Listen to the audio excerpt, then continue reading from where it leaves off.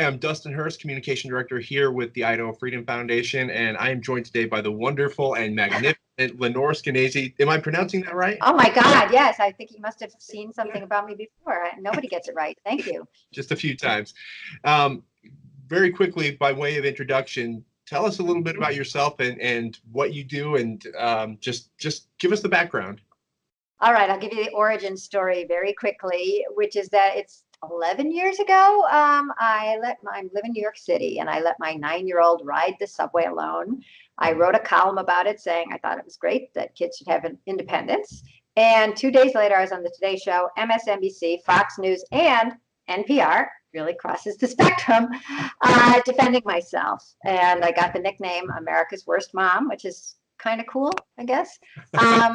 And so that weekend after this, media storm, I started a blog called Free Range Kids. And it grew into sort of a movement of people who think that overprotection is actually hurting kids. And fantastically, a couple of years ago, I was approached by Daniel Schuckman, who at the time was the head of the group, the Foundation for Individual Rights and Education, right, which fights for free speech on campus, and Jonathan Haidt, who wrote The Coddling of the American Mind. And they were worried about the real anxiety and seeming fragility of young people as they got through high school and college and even into the workplace. And they realized that something was happening to kids earlier on that was making them sort of unable to deal with some of frustrations, disappointments, disagreements. And so they looked who's dealing with the issue of overprotection. I'm not the only person, but I was one of the people. And so they said, let's start a nonprofit. And so we did. And we also brought in Peter Gray, Dr. Peter Gray, who is a psychologist from Boston College, who has written extensively and really studied his whole life the importance of free play among kids and how they learn how to deal with each other and sort of figure out what, you have to read a person well enough to keep them playing with you. So that develops empathy. And, there's tolerance for frustration because you don't always win. And there's creativity because you have to come up with a new idea. There's democracy because if I want to play going, let's go third base, second base, first base, and everybody else says, yeah, that's fun, then that prevails. And if everyone says, no, that's a crazy idea, it doesn't. So you learn to deal with, sort of the marketplace of ideas, creativity, communication, empathy, all these great things. So together we started our nonprofit, and it's called Let Grow, which we hope will become a rallying cry for both generations. Like for parents, they'll recognize that oh, it's time to let grow. It's Halloween. My 8-year-old wants to go out with 2 10-year-olds. Time for me to let grow. And then we want kids to be able to say it to parents, which we've heard about it happening a little already, which is, Mom, let grow. I'm just going to the store. Mom, let grow. I'm 11. Let me, ride my bike to the library. So Let Grow is dedicated to the idea that our kids are smarter and safer than our culture gives them credit for. And when we don't recognize that, when we treat them as fragile, as incompetent, as in danger, they become fragile. And so we're just trying to make kids who are less anxious, more competent and confident, and have their due, have a real childhood, as opposed to always in the backseat of a car, always being taken somewhere by an adult. Thank you for all of that. And thank you for the work that you're doing. I'm a big fan. I just finished up John Haidt's Coddling of the American Mind. He cites your work extensively, and it's fantastic. And Peter Gray's. Yeah, absolutely. And it's a book that really every parent should read. Now, I'm a parent myself. I have 3 kids, and so this is incredibly interesting to me. I have a 7-year-old who actually asked me if he could ride the Boise Greenbelt to school this morning by himself. I'm ashamed to admit I didn't let him go by himself. I went with him, but we're working up to that. So that's okay. The other thing is the whole shame thing has got to go away. There's no one right way to do any of this. So right, that's a good point. I want to step back though. How did we get here to the safetyism and paranoid parenting position that I think our culture is in?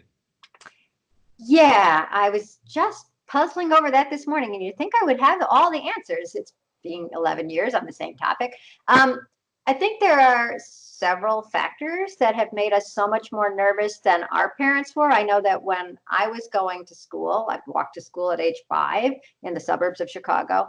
And my mom wasn't going, oh, I won't be able to live with myself if something terrible happens. And she didn't have the same litany of names that we can all so easily access in our brains now. And for that, I blame the media. The media discovered in the late 70s, early 80s that the story that got the most eyeballs and hence the most money for the media is there to make money. They're not there to tell you exactly how to live your life or what makes sense.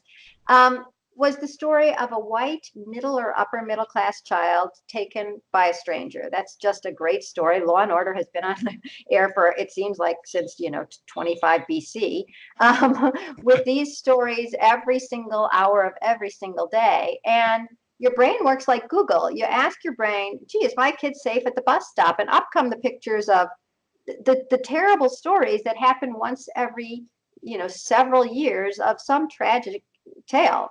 And also comes up all the Law and Order and the CSI, and it's this one jumble going, no, your kid can't be at the bus stop, because these stories are so easily retrieved by your brain. It's called the availability heuristic. They're so available. Sure. But what your brain can't access, because it isn't in story form and it doesn't have any pictures and it doesn't have a label, is the fact that millions upon millions of children, the vast majority of children, are safe. When people say they don't want to be a statistic, I'm like, yes, you do. You want to be the 1.17 million kids who went to school today with absolutely not even a black and blue. So Sure. the media has just sort of conspired to keep putting the very worst case scenarios in front of our face. And then the thing that I think is interesting is that the new thing is that you're not allowed to say, yeah, those things happen, but do I really have to think about them every single day? You're not allowed to say that anymore. It's like if something terrible happened anywhere, ever, to any kid, you're supposed to be having it top of mind and worrying about it every day, every place, for every child. And that's what's different. And I don't understand how that happened. How we went from realizing like, oh my God, sometimes there's these horrible stories, to, oh my God, that could be my kid. I better not let it happen. I'll get in the tank and I'll drive him to school. Right. So, Something from the media did the one thing of making all these stories front and center in our mind. Right. But there's something else that I don't know if it was the media that changed it from, wow, that's awful, to, oh my God, that could be my kid today. There's no way I'm letting him ride his bike alone. So there's the media, and there's that strange idea that you're a bad parent if you're not thinking about all the worst case scenarios all the time. Then there's living in a litigious culture, which does think in terms of worst case scenarios. And I once wrote about, a couple of years ago, there were 140,000 children's sweatshirts recalled, by the Child Consumer Protection. And the reason given was that one zipper pull had fallen off of one sweatshirt. And that, of course, what did it do? What did that pose? Can you guess? That's a safety threat somehow. Yes. You have to guess how. Choking. Yes. Yes. So, first of all, it probably didn't pose a choking hazard. And secondly, it was one out of 140,000. But when you live in a litigious society, you know that the sweatshirt manufacturer can't say like, oh, we didn't know the zipper pulls could ever fall off anymore now that they know about that one. So they have to recall them all. So there's sort of a disproportionate response to extremely minor things. And we have ingested that too. And so we can't tell the difference between an extremely minor, almost non-existent danger and an enormous danger, a real threat. And that's, I think, why we keep arresting moms who let their kids wait in the car for 5 or 6 minutes. I was just reading about another mom who let her kids wait in the car for 10 minutes. Of course, they were perfectly fine. But because sometimes kids are forgotten for hours, which is tragic, and it's a forgetting thing. Nobody meant to leave them there. We arrest the moms who let the kids wait while they're going in to get the Tylenol or the pizza. And there's no connection. You're not going to forget the kids in the car if you're going in for the dry cleaning. You're not going to suddenly think, oh, I've always wondered what it means to be a dry cleaner. Let me go out of the pressing machine. You're not going to stay there all day. And yet we conflate that with an hours long tragedy when literally kids are safer waiting in a car for a few minutes than being walked across a parking lot. So somehow we've determined that there's like to actually start thinking rationally about safety is wrong. And to Yeah. think hysterically about safety is right. And it actually gets written into the laws. And the poor mom that I was writing about this morning let her kids wait for 10 minutes, and now she's facing a potential jail term. She won't end up getting in jail, but the fact that she has to worry about this and pay the lawyers and deal with parenting classes as if she's a bad parent for doing something that was literally, rationally, statistically safe. That drives me crazy. Okay, so you have a litigious culture, you have the media, you have an expert culture. All they do is tell you something that you're doing is wrong, and you have to fill magazines and books, and it just ends up being a lot of like, no, never, don't ever, whatever. There's just lists, tip after tip of how to prevent something that probably wasn't going to happen from not happening. And then we live in, there's a marketplace out there, and with smaller families and often two parents working, that's a lot of money per kid. You didn't used to have as much money per child. Oh, And the easiest dollar to get from anyone's wallet is the dollar of an anxious parent who you've told to be worried about something. And you say, oh, but wait, here's how you can be unanxious. And so we have products that don't make any sense, like baby knee pads for kids to crawl with. I mean, they're real. There's worse than the oh my God, if I ran into my bedroom now, I would bring them out and show you. They're actually kind of cute. They're little, obviously, because they're completely unnecessary, obviously. Yeah. My favorite item, and I lost the item, I just still have the box, is this thing called walking wings. And it's like these strings attached to a vest that you put the vest around the kid, and then you can pull them up like a marionette with a string and help them walk. And it says, because children, allows them to walk more naturally. I'm like, more naturally than naturally, That's not true at all.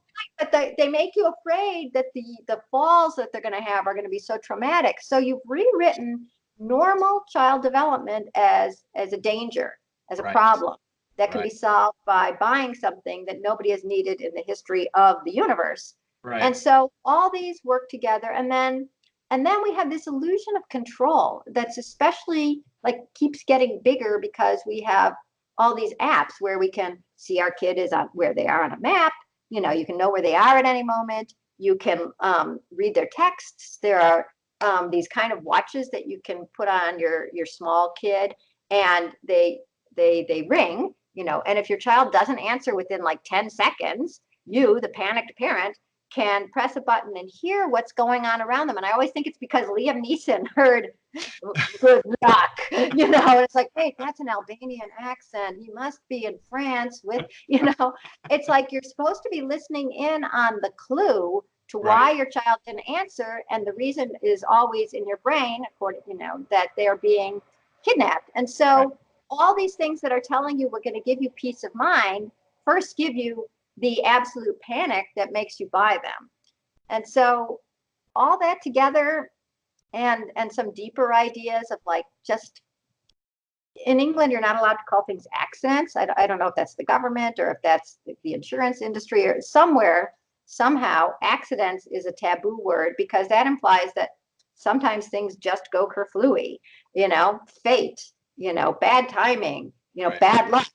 But if you're not allowed to ever think that anything bad happens except when somebody is doing something wrong, then you become very anxious because if anything ever happens to your kid from being sad or breaking an arm, it all has to do with you not paying enough attention. So that's an enormous burden. And that's why I never blame helicopter parents for being helicopter parents, because we all are in a society that is demanding that we never take our eyes off our kids. You'll be arrested, or your kid will be traumatized, or didn't you think of the worst case scenario? What kind of bad parent are you to not be worrying all the time? And then it becomes normal. Like all the parents drive their kids to school, and all the parents wait in that long line to pick them up after school. So, and by all, I don't mean all. I mean a lot more people than did before. So it just becomes the social norm. And if you're thinking about letting your kid ride his bike or her bike to school, and no one else is doing it, you have to be pretty brave and be willing to stand up for what you think is right in the face of people telling you, don't you care about your child? That's Yes. tough. It is tough. It's interesting though. You brought up I want to step back to the little gizmo on the watch. I think is what it is. Yeah. And I actually emailed John Haidt a couple weeks ago, and I said, "Hey, thank you for the book. You do great work because it's just a thing I like to do Yeah. How with nice. um, but you two seem to differ on that because he said, "Hey, you should let your These kids 7-year-old, are younger. Yeah. yeah, downtown Boise, put this watch on him, and then you can track him." But you say that that's maybe not the best thing. Can you tell me Um, in there? yeah, I don't say best or not best because I realize that it's like saying we should still ride horses. Why are all these people in Model Ts? I mean, you can't buck everything. Sure. Um, the thing that I say about these tracking devices that they don't give you confidence. The second you can't, the second the kid leaves it in their locker or it's left on the bus and your kid is walking home and you think the kid is going off to wherever the bus depot is, you're going to be very anxious, or the battery dies and you can't reach them and you want to call 911 because who has your kid, or call Right. Liam Neeson. So I don't think it makes you any. Sometimes it does. Obviously, sometimes you know where your kid is, and it is reassuring. Right. But once you live in under the belief that if you don't know where your kid is, you can't ever feel relaxed again. Right. That's a very nervous way to live, and that's what we've been encouraged to do. And Right. and I also think about it from the kids' side, which is that I used to wander around in there's like an overgrown orchard near where I grew up, and I loved just being there literally by myself. And would it have been a different experience if my parents knew that, like, oh, she's no over near the apple tree, and oh, now she's going to the pond, or if they knew, like, that I was going to the ice cream parlor and not just the library. I think about, like, until now, the people we tracked, because it was expensive and difficult until now, were prisoners on work release, and they knew they were being watched, and it's different from being a free person. That's a good point. That's a really good point. So Um, that's all I think about. yeah, sure. No, but I think the point you made earlier is there's no right way to do this, and maybe until a parent gets comfortable with just letting a kid go into downtown or whatever, maybe that's a transitional thing because Oh, yeah, maybe that's. yeah, I think for sure. with me, I'm more of the free range parent where my wife is like a little bit more hesitant on things. And I'm like, have you seen the crime rates lately? They're going Crime like rates are good. that. Yeah, yeah, Still yeah. some work to convince, um, but this caused this culture of paranoid parenting. Talk about how it manifests itself and causes problems for the kids later in life, and why this is so Even critical later. to address. Yeah, yeah. So I had the most interesting experience a couple weeks ago. I went out to a school, a middle school in the Hmm. suburbs, and I interviewed a bunch of kids. They were 12 and 13. They had the most fantastic teacher, and she was doing the Let Grow project with them, which I have to put in a plug here. Well, the whole thing should be a plug. Absolutely, Um, please. so it's really hard to be the only parent sending your kid outside or to the park. If you're the only parent sending your kid to the park, your kid's going to be back in 5 minutes because it's boring. Right. Peter Gray, wonderful Peter Gray, whose book is called Free to Learn, which I recommend as your next book, Sure. um, says that it's not that the outdoors lures kids, it's that other kids lure kids. So if there's kids outside, they'll want to play. And if not, they generally want to come back in because at least there are kids to play with online. Right. So if you're, so Let Grow has started the Let Grow project in a bunch of schools. It's free. Everything we do is free because we're a nonprofit. And it's simply this: the school or the teacher, the principal, it can be one class, it can be the whole school, tells the kids to go home, and their homework is to do something on their own without their parents. And this is really great because the parents need a push. They need to be told that look, your kid has to graduate, you got to let them do something. And it's really good for the kids because either they get a little push, they're not that used to being independent, or they've been champing at the bit. And finally, it's like, look, mom, you got to let me ride my bike down the block because it's for school. This is for kids K through 8. And we give out a list of all these different things. Let them everything from make a sandwich to climb a tree, ride a bike. It's up to the family what the child ends up doing.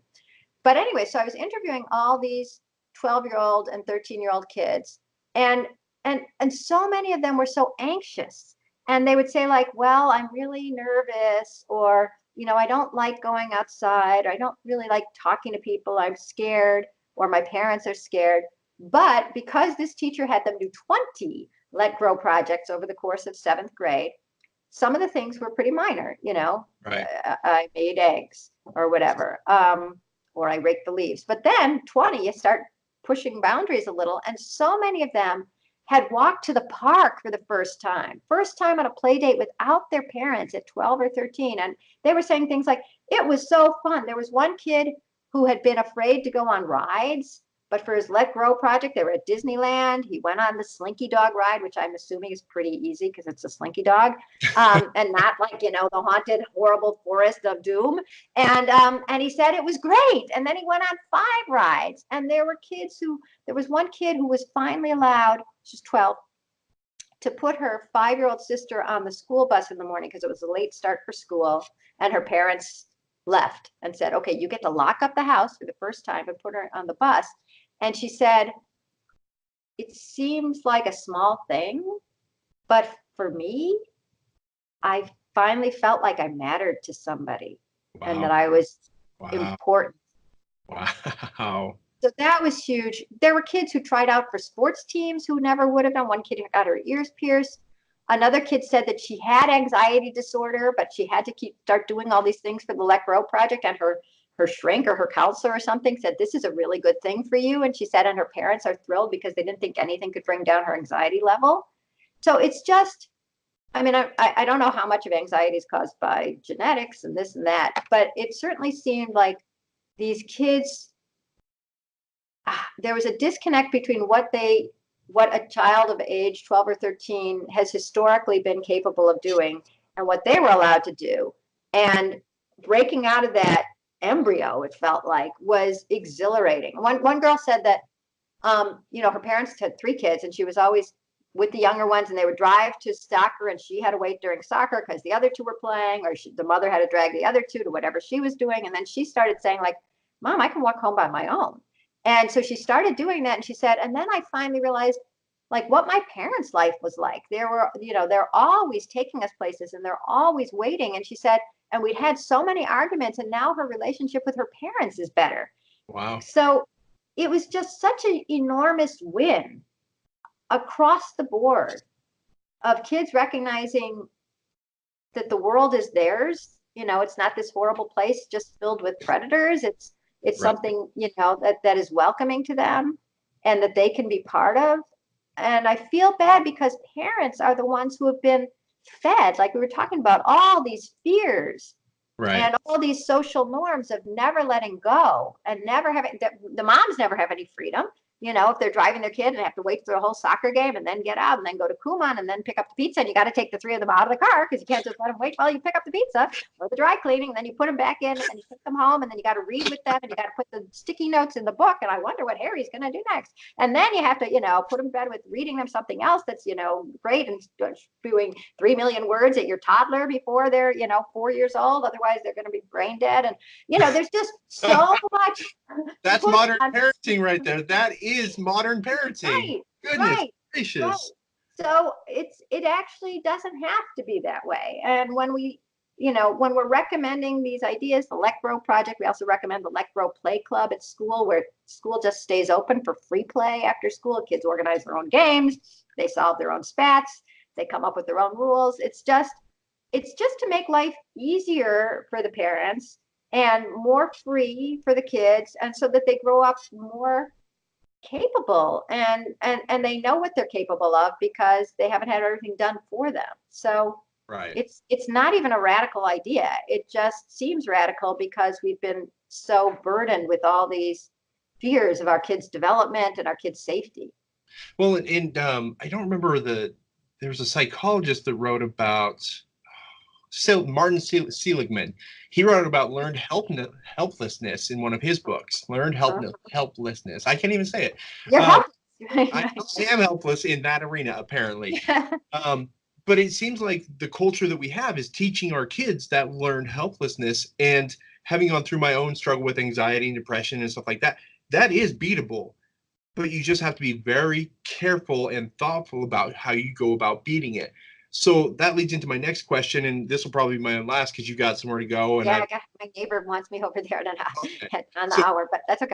very quickly, Uh-huh. for parents who are interested in letting grow, where do they start? And Oh, I mean, there's a lot there. yeah. But what are three things that you think they could do to really Oh, get that's started on interesting. this? Three things. A couple things. Okay. First of all, go to letgrow.org. And if you join, it's everything's free. Like I said, you can often find, not always because we're growing, but we're not that gigantic yet.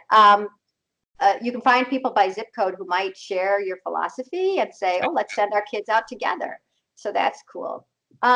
One really easy first step that's kind of fun is when you're with your kid and I'm with my kid and there's 5 other parents with maybe 6 other kids waiting at the bus stop or waiting for soccer to start or the school to open, offer to watch them all.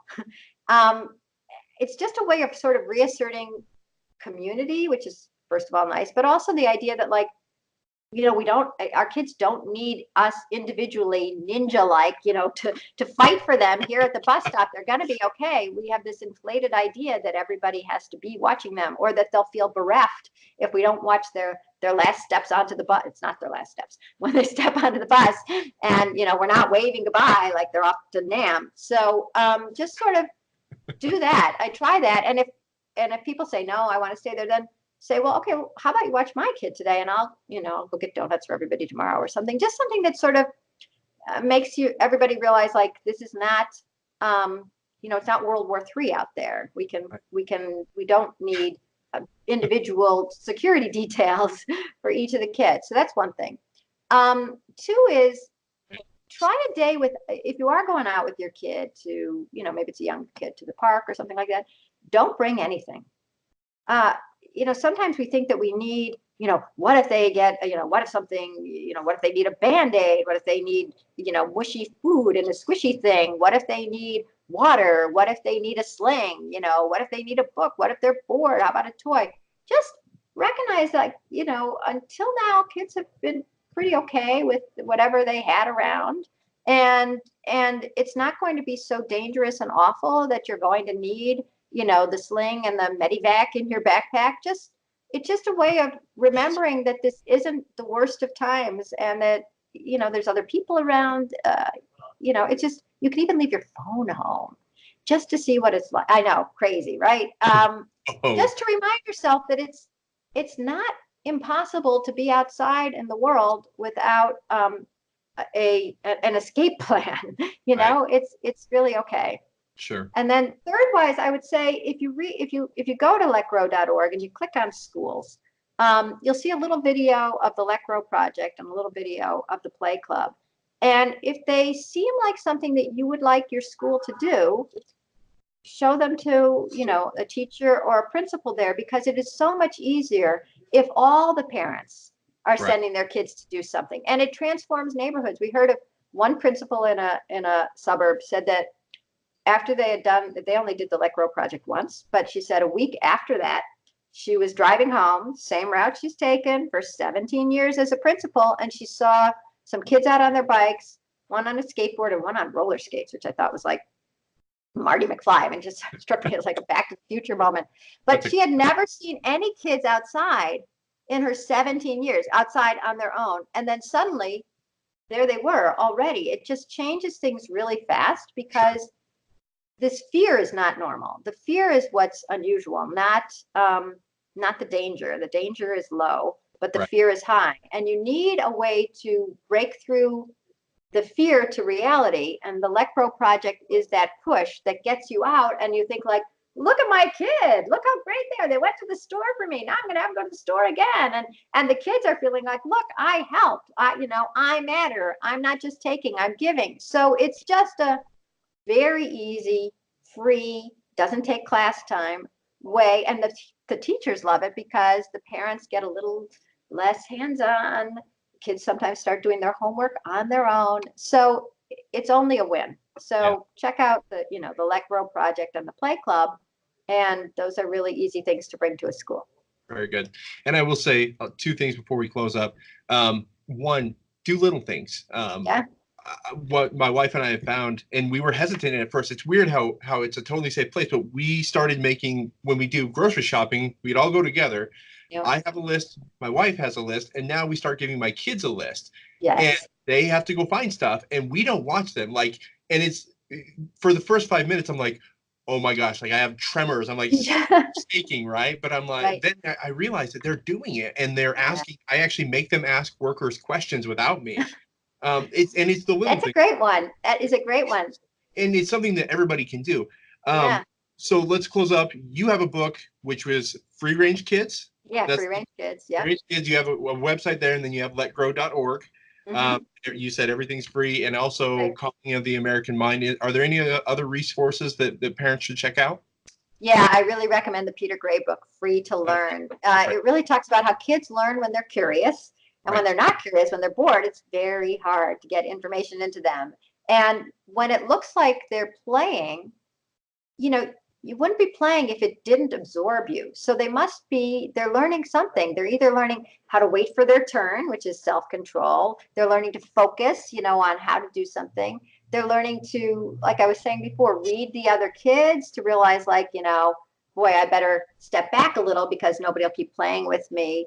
They're learning all the social emotional skills, but they're also learning how to love something. I mean, I've interviewed so many super successful people, including one guy.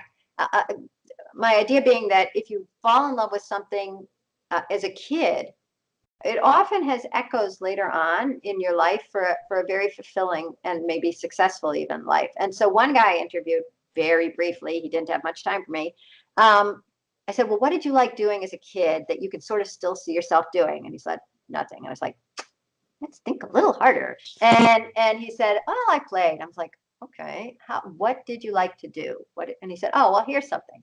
He said he was growing up in Miami, all the fruit trees, right? The fruit falls on the ground. He would put the fruit in his little red wagon and he would take it around and sell it. So in other words, he was taking other people's stuff and selling it. And he still is, because his name is Jeff Bezos. So, oh, wow. You got to give your kids some free time to discover what they love. Everybody wants their kids to have a passion or a purpose. They can't if it's all directed by an adult. Like, now you're going to bat the ball. Now you're going to do your math. Now it's time for piano. I mean, sometimes, some of that does become internalized and they love it. But, free time is this valuable resource that we've been burning like the rainforest. I mean, it's just, we're taking it away and we didn't realize oh, we need it for oxygen. You need it to grow. And so you got to give your kids some free time back. That's the other thing. Very good. Well, let's call that good. Okay. Letgrow.org, and I will stop the recording. Thank you so much for joining us today. Thanks, Dustin. This was fun.